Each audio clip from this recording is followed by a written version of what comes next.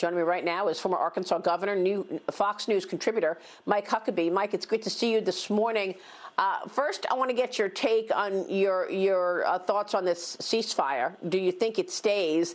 And then I want to get your take on this Jerusalem consulate, because we know that was the embassy, but President Trump moved the Israeli embassy to Jerusalem, and now they want to have a Palestinian consulate in Jerusalem as well. Your thoughts on this?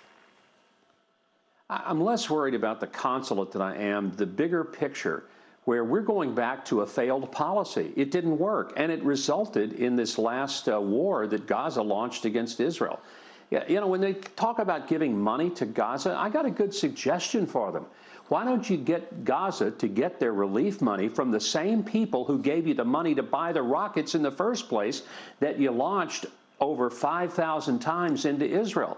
Gaza always has money for bombs, but never for bread. They always have money for rockets, but not for roads. How come? Because they spend the money they get, and money that even the U.S. gives them, on killing people rather than helping their own citizens. And the result is the absolute hellhole that you've got in Gaza. And it is not the fault of the Israelis. It is the result of a terrorist organization, Hamas, that substitutes for a government in Gaza. It is outrageous. And for us shuttling back and forth trying to give up money, Maria, even the Arab countries are sick of it. They're not giving money to Gaza relief because they know where it's going to go. Right back into the pockets of the corrupt leaders and to buying bombs and rockets. Yeah, I mean, John Ratcliffe said this on Sunday Morning Future, is that let's not make any mistake. Those 5,000 rockets are not Hamas rockets. They're Iran rockets. They were trained by Iran. They were led by Iran. So why is Joe Biden trying to get the U.S. back into the Iran nuclear deal? Because he has not a clue as to what's happening there. And he doesn't seem to understand that the reason that there has been relative peace for the last several years is because Donald Trump didn't lift those sanctions. He kept them in place. He put the pressure on Iran. They didn't have the kind of money to support the proxy governments of Hezbollah and Hamas, terrorist organizations out of both Lebanon and Gaza. And the result was you didn't have this going on. It hadn't happened since 2014.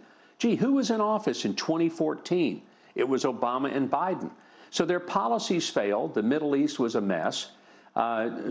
Say what you want to about President Trump. He threw all of the conventional protocols out the window, created the Abraham Accords, had for the first time significant progress in the Middle East with Arab countries establishing normal relationships with Israel.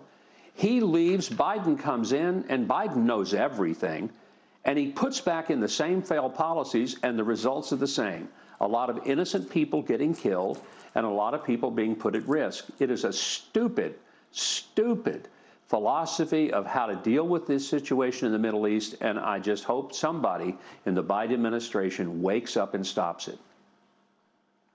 Yeah, and Biden still has not named an ambassador to Israel. The president now is reportedly expected to name Tom Nides from Morgan Stanley. He's a former senior State Department official, but he's been working at Morgan Stanley to serve as the ambassador to Israel. What do you think about this pick? Well, he's got a pretty long history, both in the Obama administration as well as in the banking world. That's his primary, I guess, background that you probably know very well. Yeah. You know, I don't know whether he's a great ambassador. I think the big question is, does he want to go back to the same failed policies of a traditional two-state solution that, to be fair, both Democrats and Republicans have pushed, but it's never worked. It's never going to work. They need to recognize that what President Trump was doing was working. Maybe they ought to try what was working routine a little better. Yeah, it's pretty incredible. I mean, some of these things that they're overturning willy-nilly just because it was a Trump plan, like the border. I mean, to overturn remain in Mexico, stop all construction of the wall. Look at where it's gotten us. And then, of course, there's the censorship and the media's part in all of this. Russell Brand slammed censorship of the post-Hunter Biden expose, saying that the media gatekeepers conspired to keep information away from you because it was not convenient to their agenda. This is coming from Russell Brand. You usually don't hear Hollywood weighing in on these things, but it's so obvious what the social media giants did right before the election.